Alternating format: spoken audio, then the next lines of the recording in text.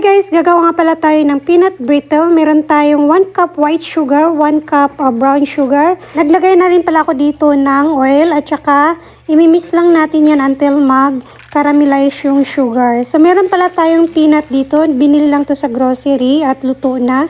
So ang ginagawa ko dito is ihalo-haluin lang natin at until makoted yung ating peanut ng sugar. So, ang ginawa ko dyan guys, nilipat ko siya sa pan na merong parchment paper. Tapos, iano lang natin, ipaplatin lang natin siya at ipipress natin ng maigi.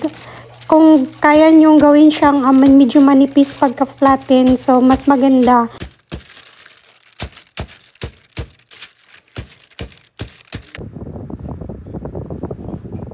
Pag lumamig na ng konti, ayan, i-slice na natin yung ating peanut brittle. So, bahala na kayo kung anong gusto nyong shapes.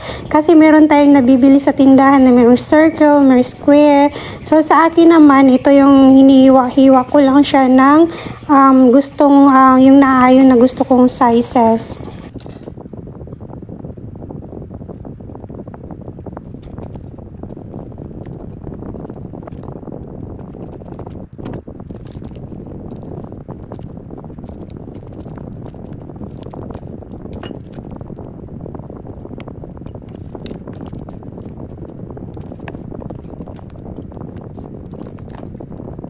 So, after nyong mahiwa at lumamig na yung ating peanut brittle, pwede nyo na siyang ilagay sa container or gusto nyo siyang i-wrap ng plastic para hindi siya magdikit-dikit. So, ayan na guys. Thank you so much for watching.